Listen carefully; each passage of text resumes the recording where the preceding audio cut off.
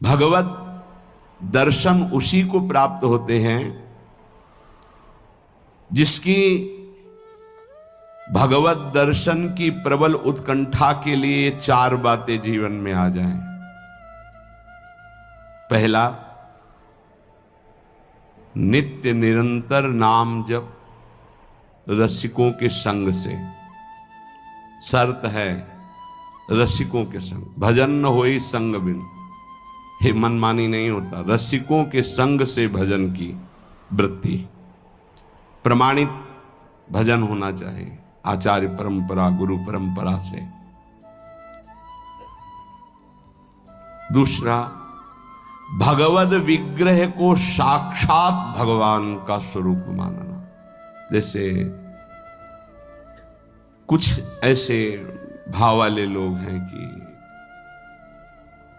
अरे पत्थर पूजने से, धातु पूजने से क्या प्राप्त, क्या वहां भगवान है? कौन सा तुम्हें ज्ञान है भाई? कौन सा ज्ञान है? जब सर्वम खलमिदम ब्रह्म, तो ये तो अवतार है भगवान का, अर्चा अवतार। भगवान अवतरित होते हैं। जैसे हम छवि विराजमान किए, जब हम भाव सेवा करते तो भगवान छवि में आके विराजमान होते हैं, भगवान विग्रह में विराजमान होते हैं। ये श्रद्धा और विश्वास का विषय है, ये नास्तिक लोगों को समझ में नहीं आएगा।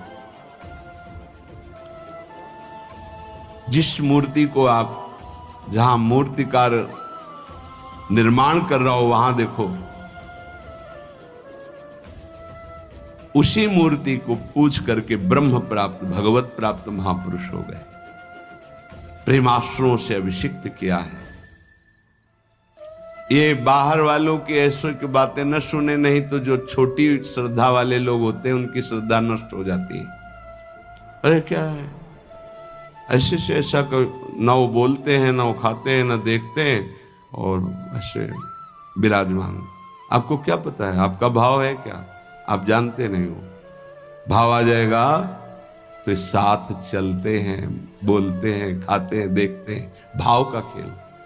एक प्रसंग में एक ब्राह्मण बूढ़े के साथ एक जवान तीर्थ यात्रा में गया था।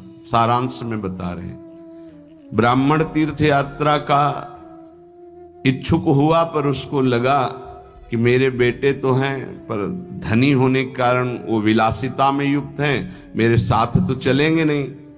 अगर कोई जवान आदमी मिल जाए, मुझे तीर्थ यात्रा करवाए, उसे कुछ भेंट पूजा दे देंगे। तो एक गरीब ब्राह्मण का जवान लड़का था, बात की तो उसने कहा हमारा भी सौभाग्य होगा कि तीर्थ यात्रा होगी और आप हमारे पिता तुल्य, आपकी सेवा होगी। समस्त तीर्थों में भ्रमण कराया। जब वृंदावन आए तो बहुत सेवा उसने की। उसका मन बहुत प्रसन्न हो गया। धनी का वृद्ध था तो गोपाल जी के दर्शन कर रहा था। उसने कहा वृंदावन को साक्षी करके, गोपाल जी महाराज सामने हैं, मैं बहुत प्रसन्न हुआ तुम्हारे ऊपर, तुमने इतनी सेवा की। एक बेटी ब्याह योग्य है, मैं तुम्हें ब्याह करवा दूंगा अपनी बेटी से। उनका देखो हमने तो नहीं कहा, तुमने कहा है ना, इस बात को ध्यान रखना, वहां जाके भूल मत जाना। ऐसा ही हुआ। सारांश में बता।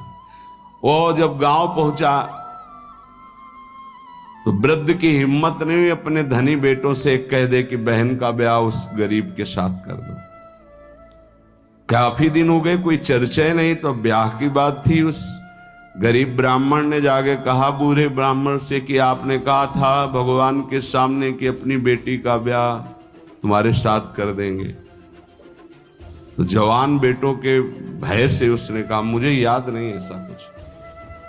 भाई याद नहीं? तुमने भगवान के सामने कहा था। और कह रहे हो याद नहीं? तो बेटों ने कहा कि चलो भागो यहां से।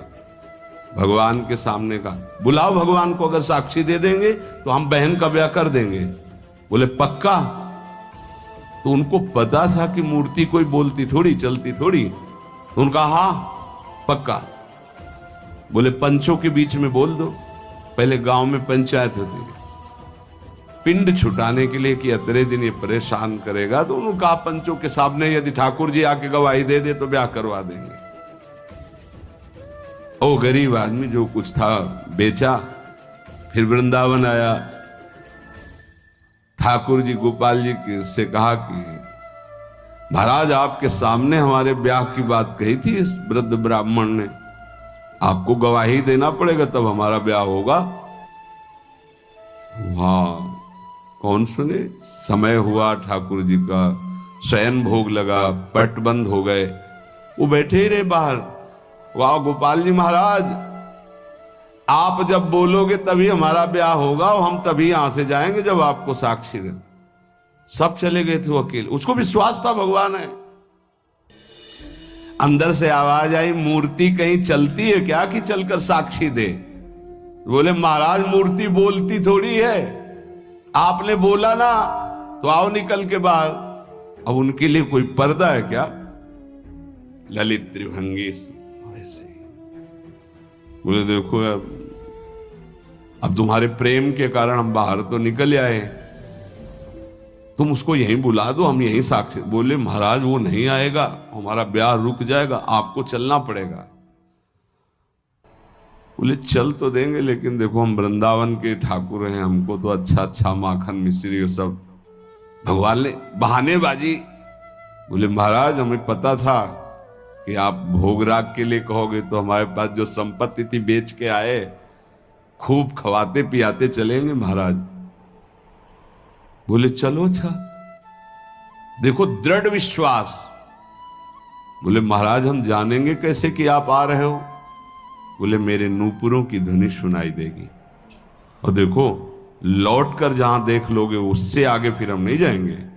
ठीक है महाराज, जब भोग लगाने का समय आएगा तो हम बोल देंगे, तब तुम हमारा भोग लगाना, और जब हम चलेंगे तो लौट कर पीछे नहीं देखोगे। ठीक है महाराज। अपने प्रांत पहुंचे, उड़ीसा प्रांत। गांव जब नजदीक रह गया तो सोचा मुड़ के तो देखे, केवल पायले धुनी है, ठाकुर जी भी है। मुड़ के देखा तो श्याम घन साक्षात प्रभु। प्रभु ने कहा देखो तुमने वादा तोड़ दिया, अब हम यहां से नहीं जाएंगे।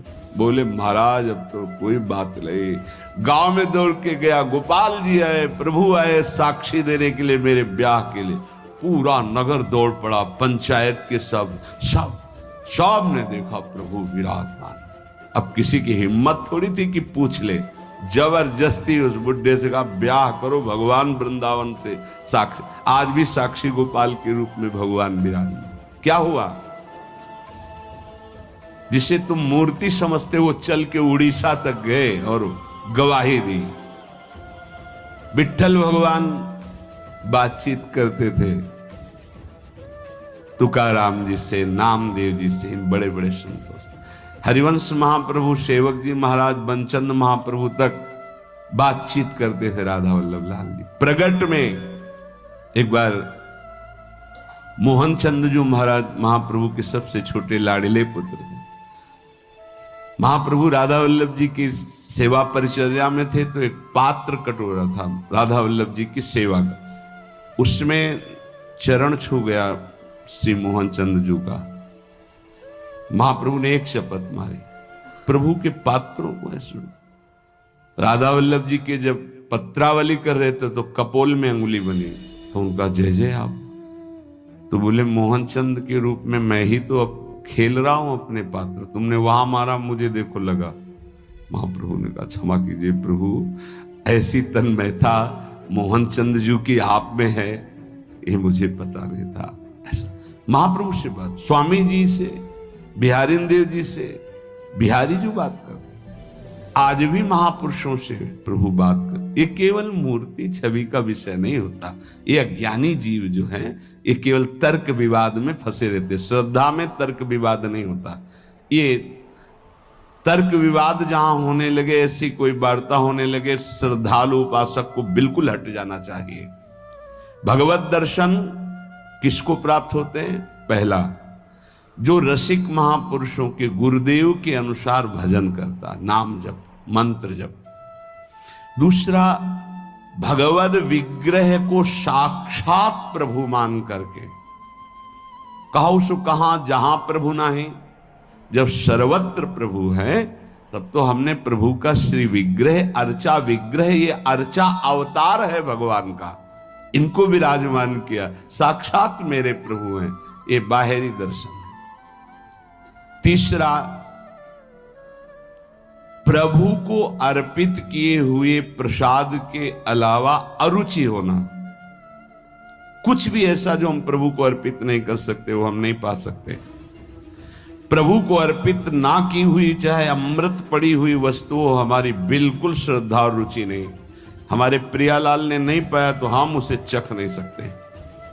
ये भगवत प्राप्ति, भगवत दर्शन के लिए बहुत आवश्यक है। गुरु प्रदत्त भजन में आसक्ति, इष्ट के श्री विग्रह छवि में साक्षात भाव और इष्ट को अर्पित ना किए हुए वस्तु, वस्त्र, पदार्थ, भोगों में पूर्ण अरुचि।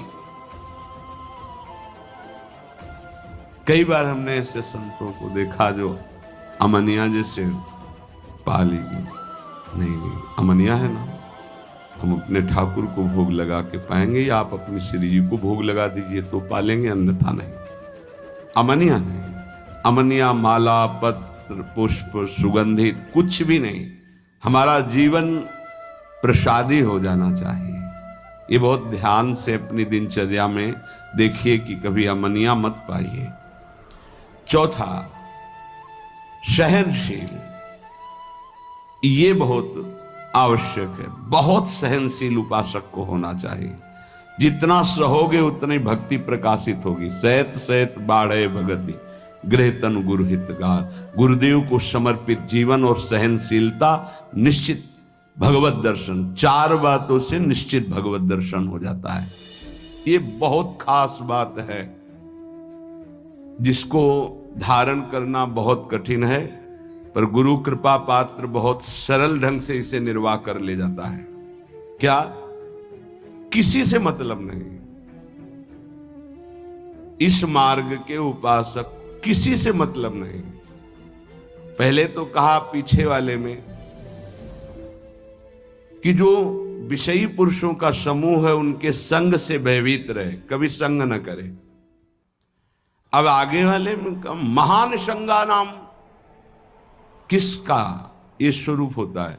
बोले जो वह तो महताम श्री पद रजा, महापुरुषों की चरण रज से जिसका शरीर अभिषिक्त है और माथे पे जिसकी चरण रज विराजमान है, गुरुजनों की, संतों की, रसिकों की, वो महान संगानाम सहज मधुरात्म प्रिय कथा। वो निसंग ही नहीं, महान निसंगानाम, जागृत स्वप्न सुषुप्ति, कभी भी कहीं भी उसका किसी से संबंध नहीं है, शरीर से भी नहीं। क्योंकि महान संगानाम तभी हो सकता है, शरीर से भी नहीं। यह ज्ञानी जीव जानते नहीं। कहते हैं शरीर तो यहां छूट जाता है, फिर गति किसकी होती है? भगवत प्राप्त। शरीर तो एक कपड़ा है, समझते नहीं हो। इसके नीचे एक कपड़ा है, सूक्ष्म शरीर, उसके नीचे एक है कारण शरीर। आप पहनने वाले हो, ये आपके कपड़े, एक छूटता है सिर्फ स्थूल शरीर। सूक्ष्म शरीर और कारण शरीर को लेकर के बार बार जन्म मरण होता रहता है, कपड़े बदलते रहते हैं। और जो जीवन मुक्त हो गया तो तीनों शरीरों का संबंध खत्म और दिव्य चिन्मय चिदानंदमय शरीर को, भावदेह को प्राप्त करके चिन्मय धाम में, चिन्मय लीला में, चिन्मय प्रिया प्रीतम के समीप हो जाता है वो। महान संगानाम, साधक का स्वभाव ऊपरी बड़ा ही रुक्ष होना चाहिए। साधक का रुक्ष, सबको ये लगना चाहिए कि बड़ा बेरुखा आदमी है ये, बच जाओगे। गोस्वामी जी ने भी लिखा है, गिरा अरथ जल बीच सम, कहियत भिन्न न भिन्न, बंदों सीता राम पद, जिन्हि परम प्रिय खिन्न। खिन्न मानसा, किसी से कोई संबंध नहीं। कोई बात करे तो उदासीन होकर बात करे, उसको रस ना मिल पावे, उसको प्रियता समझ में ना पावे। साधक की बात कह रहा हूं, आगे चल के तो सब जीवन सुख प्रीति रीति निभात आपनी, वो स्थिति आ जाती है। पर साधक को चाहिए वो अपना बाहरी स्वभाव उदासीन रखे, खिन्न रखे। ये हर समय भौं चढ़ा के बात करते हैं, इनका तो कोई प्रेमवादी से लगना चाहिए। मुस्कुरा करके बात करना, ये आगे चलकर आता है। हंसी बोले बहुमान दे, बहुमान किसको दे रहा? आराध्य देव को। वो हंस किससे रहा? आराध्य देव से। साधक की हर समय स्थिति ऐसी नहीं होती, इसलिए उदासीन अति रही गोसाई। पूज्य श्री गोस्वामी जी महाराज कहते हैं साधक को उदासीन रहना चाहिए, बाहर से गंभीर, हंसी मजाक बातचीत गंभीर। सत्य बात तुम्हें बता दे, स्वीकार करो ना स्वीकार करो, आगे चलते। उदासीनता, गंभीरता, खिन्नता ये साधक के स्वभाव में होनी चाहिए। बहुत मिलनुआ स्वभाव, हंसकर बात करना, ये आगे चलकर, अभी नहीं। उसको दबाओ उस वृत्ति को। बगल से कोई निकल गया, आपको राधे श्याम कहने की स्मृति उससे नहीं आनी चाहिए। कौन निकला आपको पता नहीं। दर्शन कर रहे हैं, कभी कभी यह भी पता नहीं चलता कि प्रभु पोशाक कौन धारण किए हैं। अगर नेत्र में नेत्र मिले तो 1 घंटा दर्शन हुआ तो केवल नेत्रों का ही दर्शन हुआ। पत्रावली कपोल में कैसी बनी ये भी याद नहीं रहा। ऐसी होती एकाग्रता। सत्संग सुनने गए तो सिर्फ वक्ता की मुखाकृति और वचन, आप बैठे आसपास, आपके कौन बैठा आपको कोई परिचय नहीं। ऐसी महानिसंगता उपासक को चाहिए। ये कब आती है? जैसे जड़ भरत जी रहुगण को कहा कि महापुरुषों की चरण रज से अभिषिक्त होने पर ही ये ब्रह्मबोध होता है। प्रहलाद जी ने कहा निष्किंचना नाम न वृणीत यावत, जब तक निष्किंचन महापुरुषों की चरण रज नहीं लगेगी तब तक ऐसी निष्ठा नहीं होती जैसी मेरी है। शिरो में शोल्लासम वहतु महताम सी पद रजा, ये महत पद रज कहां मिलेगी? हर कण वृंदावन का ये महापुरुषों की चरण रज, प्रियाजू की चरण रज महापुरुषों के आंसुओं से भींगा हुआ है। जहां की भी रज मिले उसे अपने धरोहर के रूप में, संपत्ति के रूप में, जैसे बहुत बड़ी क्या धरोहर है ये, प्रिया प्रीतम की संपत्ति, प्रेम संपत्ति प्रदान करने वाली। इसे आप लगाओगे तो आप सुरक्षित हो जाओगे। ये कवच है।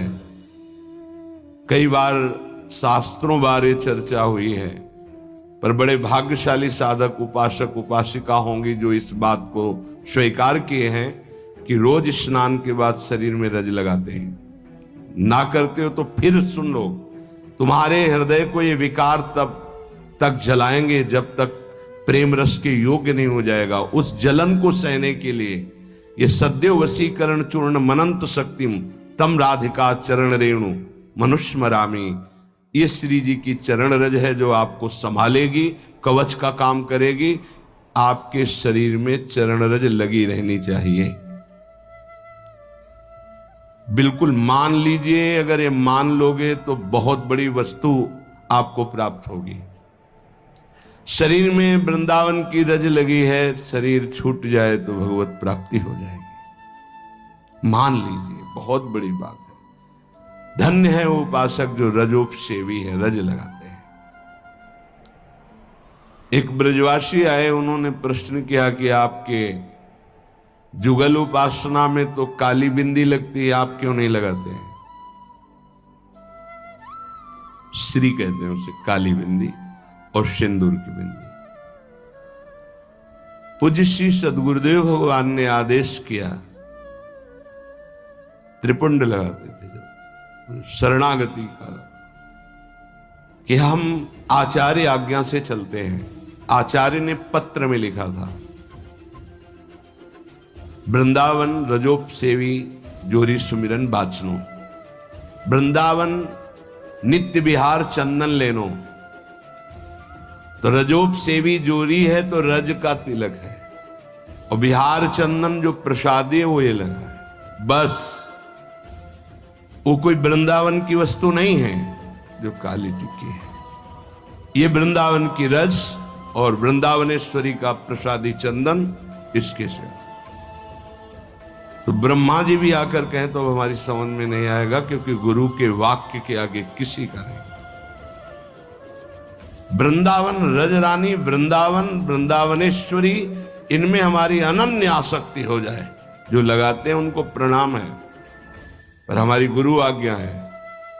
आचार्य श्री हितजू महाराज, वृंदावन रजोप सेवी हरिवंश जोरी सुमिरन बाचनो, वृंदावन नित्य विहार चंदन लेनो, आज्ञा है, उसी का पालन। अगर महापुरुषों की चरण रज लग रही है तो महानिशंगा नाम मान लीजिए। बार बार इसलिए कह रहे, मान लीजिए। आप में सामर्थ्य नहीं कि आप असंग हो सके। महानिशंगा नाम तो बहुत बड़ी बात है, वो कहीं आ सकते नहीं, न स्वभाव में, न सूक्ष्म शरीर में, न स्थूल शरीर में, और न बाहरी व्यवहार में। वो अपने स्वरूप में स्थित महापुरुष है, वही महानिशंगा नाम होता है। फिर क्या बोले? सहज मधुरात्म प्रिय कथा। अपनी प्यारी जी और प्यारे जी की कथा सुनते ही उसकी दशा बदल जाती है। प्रसंगानाम प्रेमोत्पुलक गलदस्रा कुलगिराम। अश्रु प्रवाह हो रहा है, पुलकित तन हो रहा है, गदगद कंठ हो रहा है। ये सहज मधुरात्म, सहज मधुर रस प्रदान करने वाली प्रीतम की चर्चा सुनते ही, पद गाते ही दशा बदल गई। कैसे हुआ? बोले महापुरुषों की चरण रज का प्रभाव। अपारे श्री वृंदावन रस महाब्धो विहरताम।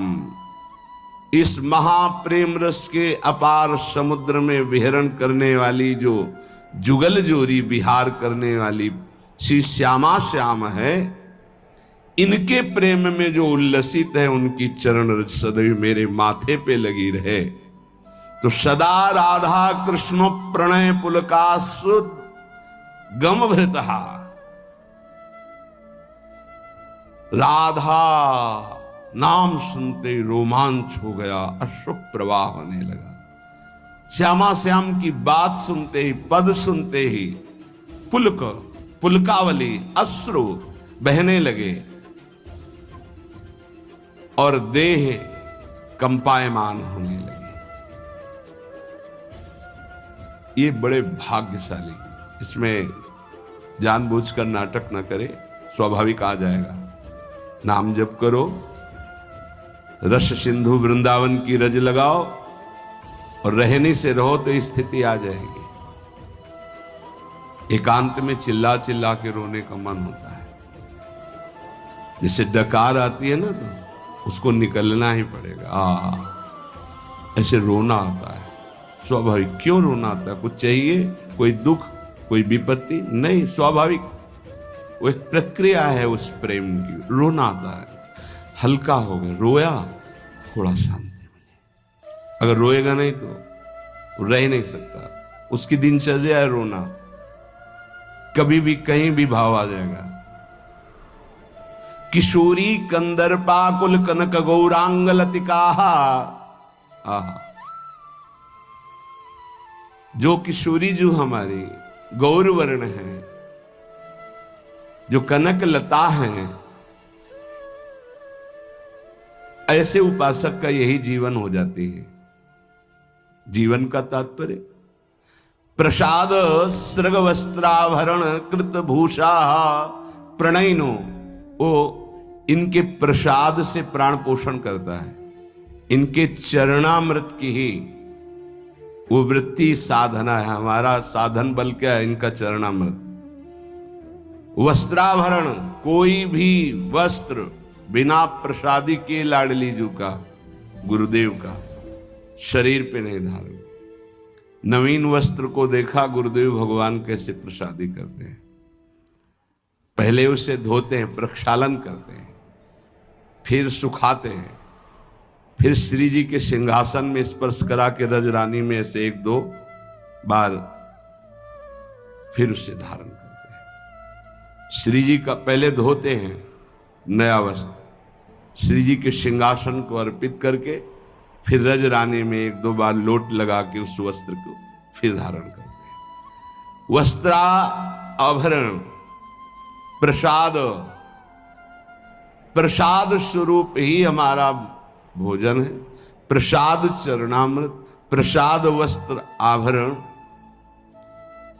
प्रसादी माला, प्रसादी पुष्प, प्रसादी इत्र, इनका बड़ा आदर करें।